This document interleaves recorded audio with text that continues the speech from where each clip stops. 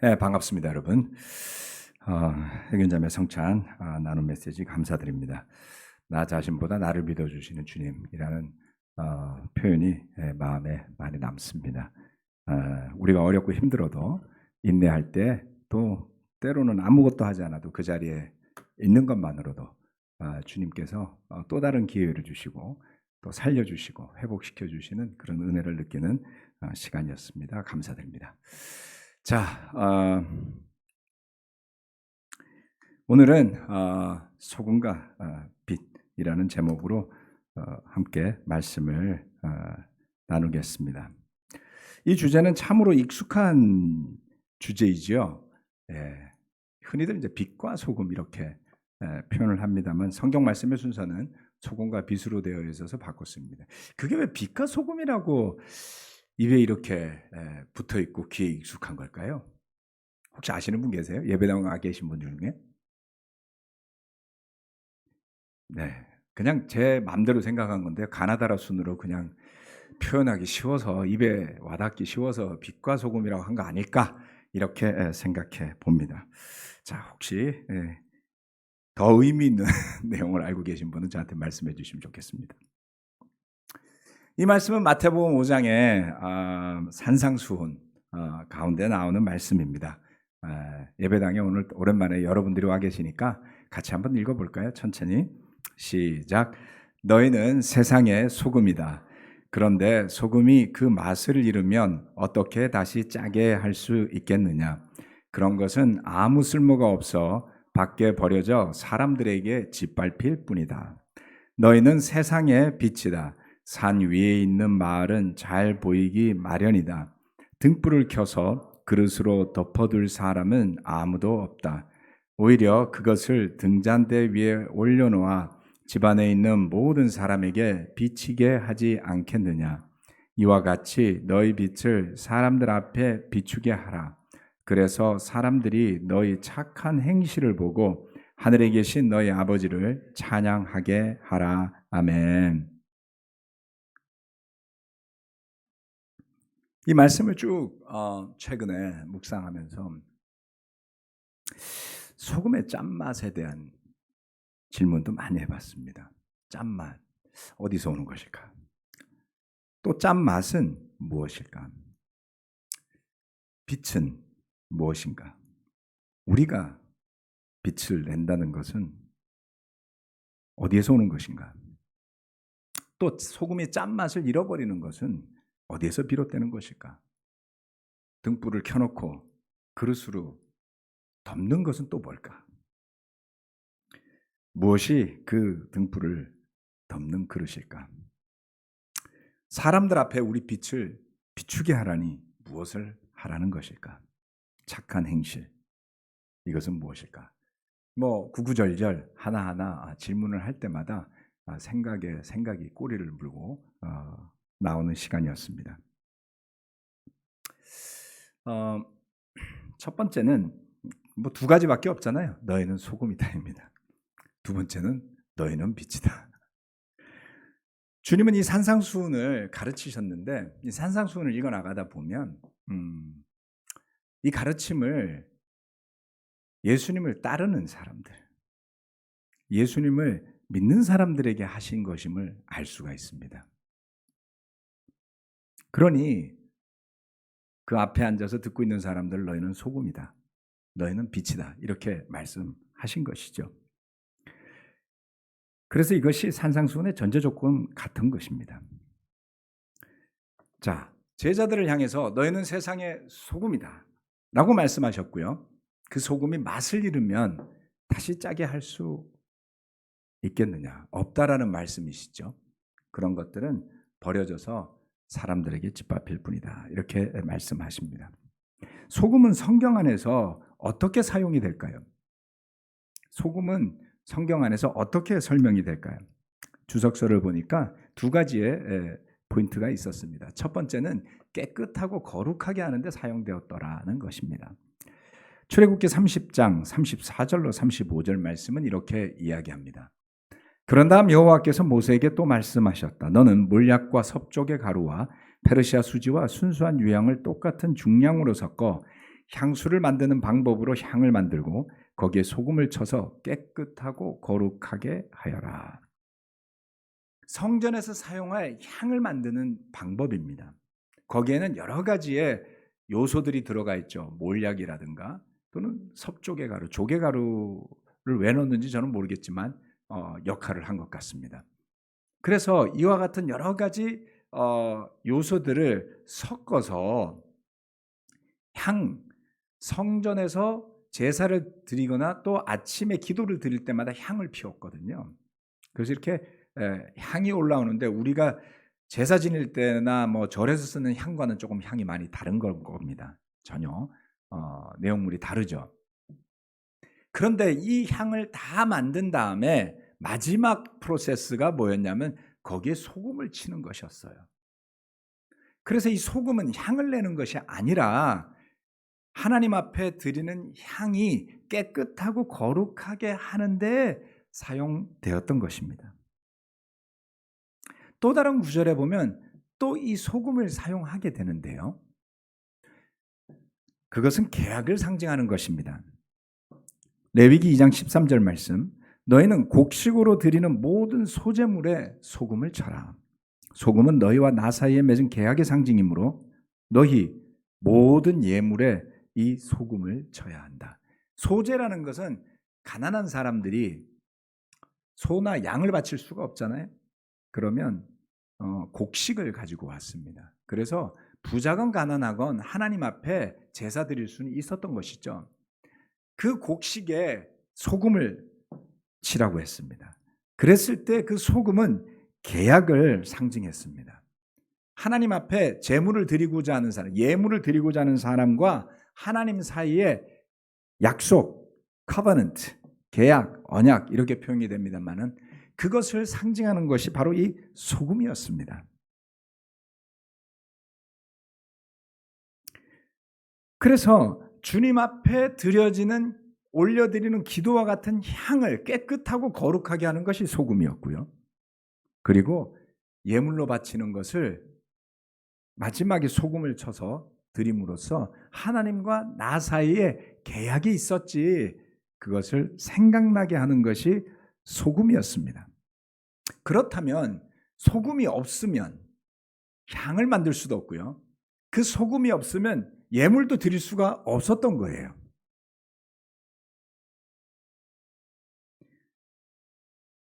소금은 귀하다면 귀하고 흔하다면 흔한 재료일 수 있습니다. 왜냐하면 우리가 자연에서 얻을 수 있죠. 마치 물처럼 또는 햇볕처럼. 소금도 자연에서 채취하는 재료들입니다. 하지만 그 흔하다고 할 수 있는 이 소금이 성전에서 사용될 때에는 향은 아주 소중한 거였다고 그래요. 값어치도 많이 나가는 것이었겠죠. 비싸고. 그 향이나 다름없는 가치를 지니는 게 소금이었던 거예요. 소금 없이는 향 제조가 끝날 수가 없었기 때문입니다. 또는 주님께 드릴 소중한 예물과도 같은 가치를 지니는 것이었죠. 마지막에 소금을 뿌리지 않고 드릴 수는 없잖아요. 그렇다면 성막에는 또는 성전에는 소금이 있었을 것이다. 늘상 제사 드리러 오는 사람들을 위해서 소금을 예비해 두고 사용했을 거예요. 그렇죠? 성전에는 그래서 반드시 물이 있었고요. 불이 있었고요. 소금이 있었습니다. 제사를 드리기 위해서는 이 세 가지가 반드시 있어야만 하는 것들이었습니다. 그런데 그 당시에 소금을 이스라엘 사람들은 어디에서 구해왔을까요? 이스라엘의 왼쪽을 보면 팔레스타인을 넘어서 지중해가 있고요. 이스라엘의 오른쪽을 보면 소금 덩어리로 되어 있는 바다인 사해가 있습니다. 그래서 바다에서 소금을 얻기도 하고 사해 주변에는 소금을 채취하는 곳이 있었다고 그래요. 그리고 동시에 사해가 있다는 것은 그 주변에서 암염을 구할 수도 있었다고 합니다. 그런데 그 당시에는 소금을 채취하는 기술이 오늘날처럼 발달되어 있거나 하지 않아서 정제된 소금으로 되어 있지 않았다고 그래요. 요즘 우리가 흔히 마트에서 사서 쓰는 소금은 정제된 소금이죠. 이 정제된 소금은 아무리 놔둬도 변하지가 않습니다. NaCl, 염화나트륨이라고 부르는 그 소금은 아주 안정된 구조여서 물에 녹이거나 하지 않는 한 그 성분이 사라지지 않는다는 것이죠. 그런데 바다에서 우리가 만드는 천일염이라는 소금이 있습니다. 거기에는 여러 가지 바다에서 나오는 불순물이 섞여 있죠. 요즘엔 그게 이제 몸에 좋은 그런 것들이 들어있다고 그래서 좀 비싸게 거래가 됩니다만 거기에는 여러 가지가 포함되어 있는데 그 당시 2000년 전에 이스라엘에서 구하는 소금에는 훨씬 더 많은 불순물이 섞여 있었다고 합니다. 그래서 그 불순물이 포함되어져 있는데 시간이 흐르다 보면 소금이라고 여겨지는 덩어리들 속에 소금으로 있는 성분이 습기라든가 열에 의해서 빠져나가는 일들이 생긴다는 것이죠. 즉 방치해두고 시간이 지나면 눅눅해지잖아요. 뭐든. 그 눅눅해지는 과정 속에서 소금에 소금기가 빠져나가는 일들이 빈번하다는 것이죠. 그렇게 해서 소금기가 빠져나가고 나면 더 이상 그것은 소금이 아닌 거예요. 맛을 보면 짠맛이 없죠. 그러면 음식에도 쓸 수 없었고요. 짠맛을 잃어버린 소금을 예물을 정결케 하는 일, 향을 거룩하게 하기 위해서 쓸 수가 있었을까요? 쓸 수 없죠. 그것은 하나의 불순물에 불과한 것이었습니다. 그렇게 되면 이스라엘 사람들이 그것을 길바닥이나 지붕에다가 뿌렸다고 그래요. 요즘 그 시골에 가면 전원 생활하시는 분들 많잖아요. 흙바닥 밟고 다니지 않죠. 네. 그래서 가보면 왜 이렇게 카페 같은 데 가보면 파쇄석을 뿌려놓잖아요. 돌을 뿌려가지고 흙을 밟지 않게 하듯이 이 짠맛을 잃어버린 소금이 그런 용도로 사용되었다는 거예요. 그래서 그 소금이 버려지고 나면 이렇게 땅바닥에 야, 흙 밟지 말자 그러고 뿌리면 내내 저걸 사람들이 계속 밟고 다니는 존재가 된다는 거죠. 맛을 잃어버린 소금.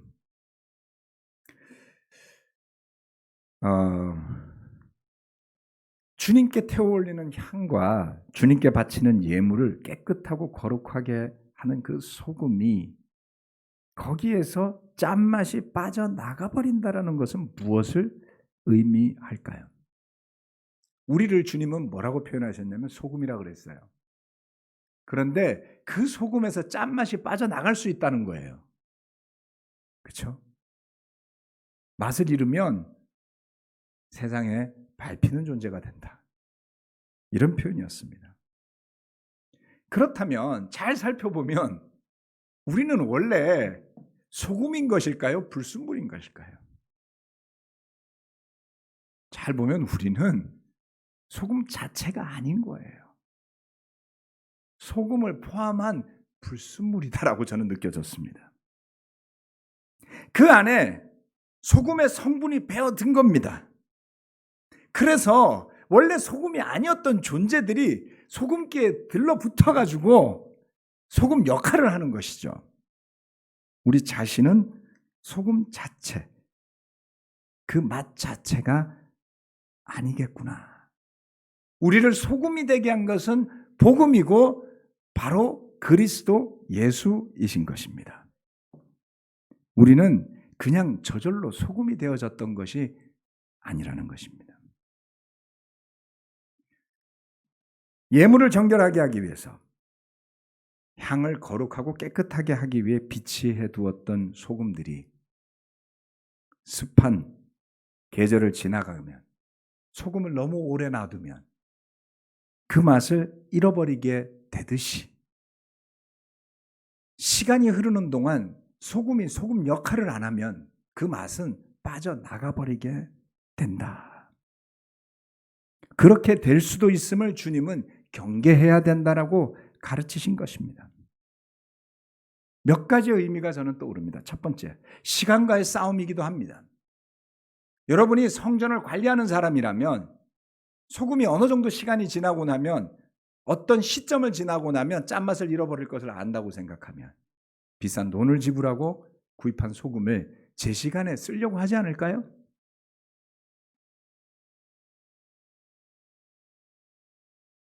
소금이 맛을 유지할 동안 소금의 역할을 해버리는 겁니다. 그리고 새로운 소금으로 갈아 넣었겠죠. 그래서 소금은 끊임없이 사용되어질 때에 우리 소금 말하는 거예요. 정제 소금 말고. 그건 그냥 밀봉해갖고 넣어놓으면 10년, 20년이 지나도 그대로 있어요. 근데 예수님이 말씀하시는 이 소금은 그냥 내버려 두면 안 된다는 겁니다. 세월이 가도록 기능도 역할도 하지 않는다면 이런 소금들은 필연적으로 그 맛을 잃어버리게 되는 것입니다. 따라서 주님의 경고는 소금 맛을 잃어버리지 않도록 경계해야 하고 주의를 기울여야 하고 쓰임을 받도록 해야 된다는 것이 아닐까. 두 번째, 너희는 세상의 빛이다. 두 번째 말씀은 우리를 세상의 빛이라고 하셨습니다. 성경 말씀이 우리에게 이야기하는 바는 이렇습니다. 지금 요한복음 1장 4절, 5절, 9절 말씀을 띄워놓았는데요. 세상은 이 세상을 어둠이라고 표현한다.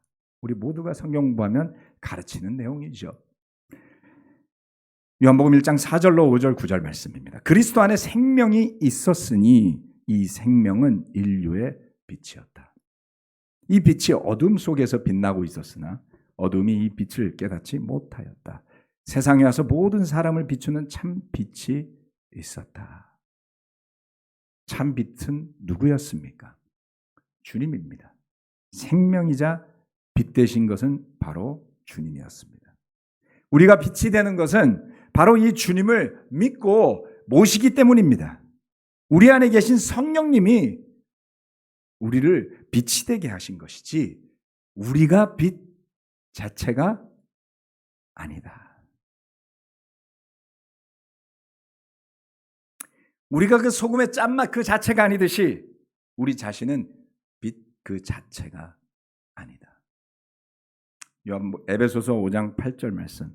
여러분이 전에는 어둠이었으나 지금은 주님 안에서 빛입니다. 빛의 자녀답게 사십시오. 이 말씀이 보여주듯이 우리는 주님 안에서 빛이 된 겁니다. 그렇다면 주님과 함께 하지 않는다면 우리가 빛이 될 수 있는 길은 없습니다. 이것을 염두에 두고 처음에 읽었던 구절을 다시 한번 읽어드리겠습니다. 너희는 세상의 빛이다.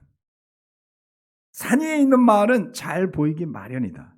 등불을 켜서 그릇으로 덮어둘 사람은 아무도 없다. 오히려 그것을 등잔대 위에 올려놓아 집안에 있는 모든 사람에게 비치게 하지 않겠느냐? 이와 같이 너희 빛을 사람들 앞에 비추게 하라. 그래서 사람들이 너희 착한 행실을 보고 하늘에 계신 너희 아버지를 찬양하게 하라.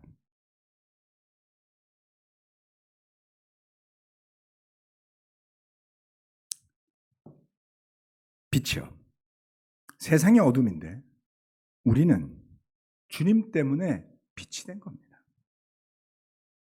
그래서 그 빛을 비추게 한다는 것은 무엇입니까? 주님이 드러나게 하는 일이 되는 것입니다. 즉, 우리가 알려지는 것이 아니라 주님이, 빛 대신 주님이 알려지게 하는 것입니다. 누구 앞에? 사람들 앞에요. 여기서 착한 행실은 무엇을 의미할까요? 우리의 착함이요? 잘 보면요, 착하고 싶은데 별로 착하지 않아요. 그렇죠? 다들 착하고 싶어요. 그래서 너 별로 착하지 않은 것 같아. 그러면 다 발끈하고 하네요. 아무리 착해 보이는 사람도 제가 그렇게 이야기하면 다 싫어해요. 네. 저도 착한 것 같아요. 잘 보면 우리는 그다지 착하지 않습니다. 물론 어떤 순간 잠시 착하죠. 우리는 그것만 기억해요. 많은 순간 착하지 않은 때는 내 머리에 없어. 그러니까 착한 줄로 착각하고 사는 거죠. 문자적으로 보면 우리가 말씀에 합당한 착한 행실을 하며 살아야 한다는 의미도 이 가운데는 있습니다. 하지만 그 착한 행실의 진정한 핵심은 빛을 비추게 하는 것입니다. 즉, 저와 여러분을 통해서 그리스도가 드러나게 하는 것입니다. 어떻게 우리를 통해 그리스도가 드러나게 될까요?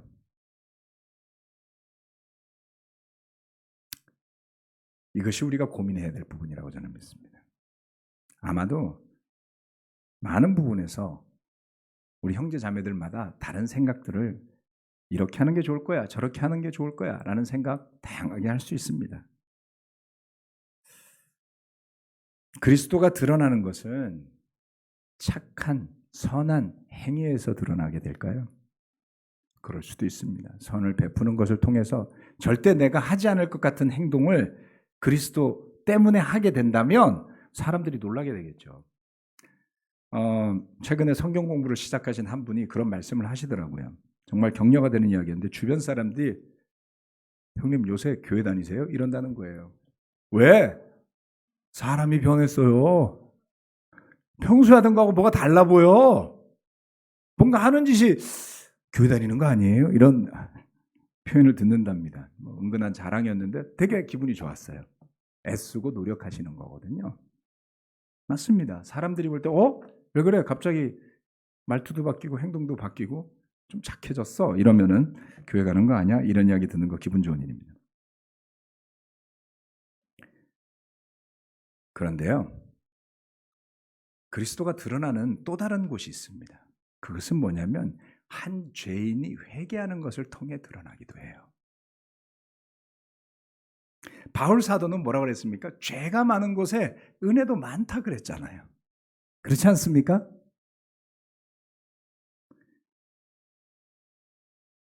즉 회개하는 믿음을 가짐으로써 그리스도가 드러나게 하는 것, 빛이 드러나게 하는 것, 그것이 선한 행동으로 나를 통해, 여러분을 통해 그리스도가 드러나게 하는 것 못지않게 그리스도가 드러나게 하는, 종종 어쩌면 더 많이 마음에 와닿는 일이 될 수도 있겠다는 것입니다. 돌아보면 그렇습니다. 행동으로, 노력으로 좋은 제자로 살기 위해서 우리는 얼마나 애를 썼습니까? 해균자매 성찬 메시지 속에서도 나와 있었지만 교회 전임으로서 일을 하면서 얼마나 수고하고 애썼을까요? 해균자매 성격을 아시는 분들은 아시겠지만 직진이시잖아요. 오로지 직진. 얼마나 열심히 했을지 저는 정말 은혜 서운합니다. 그런데 해균 자매만 그런 건 아니고 저도 그랬고요. 지금까지도 그러고 있을 수도 있습니다. 다 우리 이야기입니다. 그런데 열심히 했는데 뭐가 꼬였어요. 상처도 입었어요. 실망도 했어요. 상처도 줬어요. 도대체 무슨 일이 벌어진 걸까요? 이런 질문을 던질 때가 종종 있는 것 같습니다. 제 이야기를 하자면 그것은 저의 선한 행위에 집착하는 것이다 라고 깨닫게 됩니다.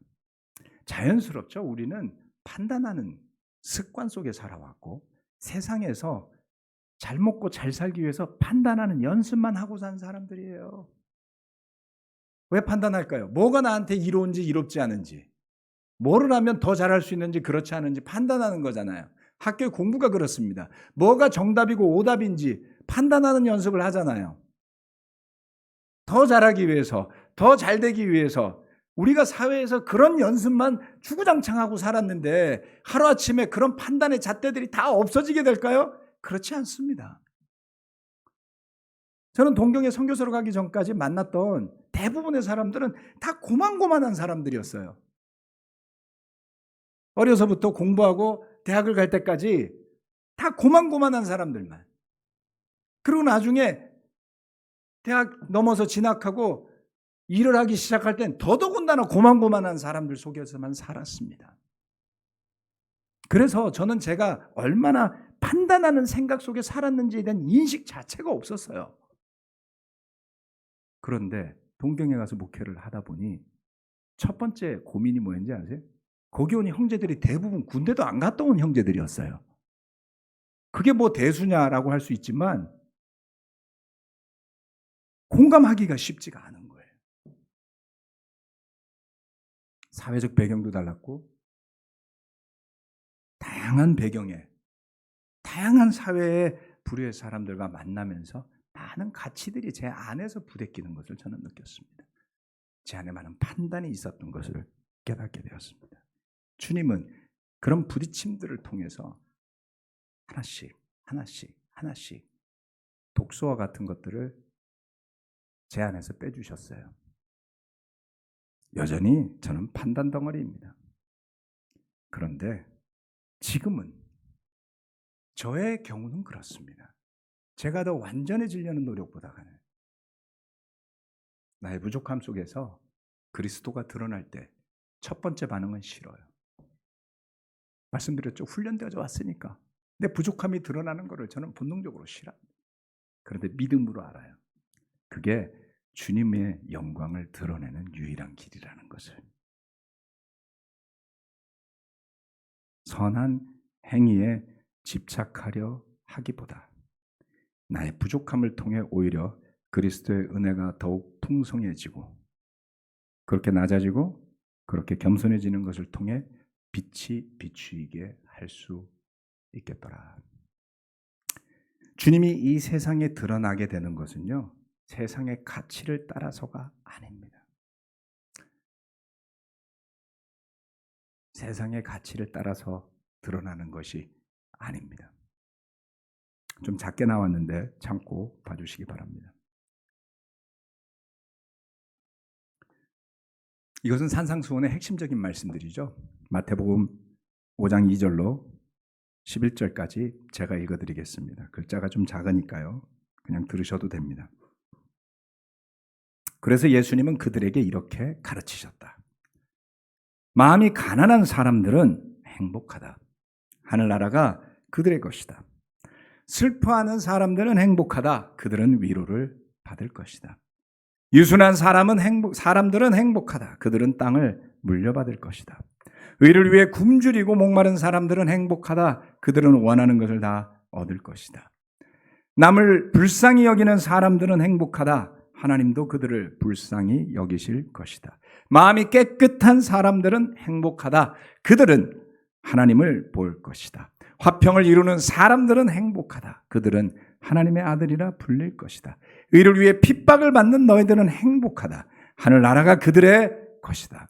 나 때문에 나 때문에 사람들이 너희를 욕하고 핍박하고 거짓말로 온갖 악담을 할 때 너희는 행복하다. 소금의 맛이요. 빛을 비추이게 하는 세상의 빛의 모습들이요. 그게 뭘까? 라고 궁금해지시면 이 말씀으로 돌아가십시오. 이 말씀들 안에 고스란히 담겨져 있습니다. 살다 보면 종종 한 번씩 삶이 무미건조하게 느껴질 때가 있습니다. 내가 무기력하다고 느낄 때가 있습니다. 또는 정말 내게서 그 소금의 짠맛이 빠져나가고 있을 수도 있어요.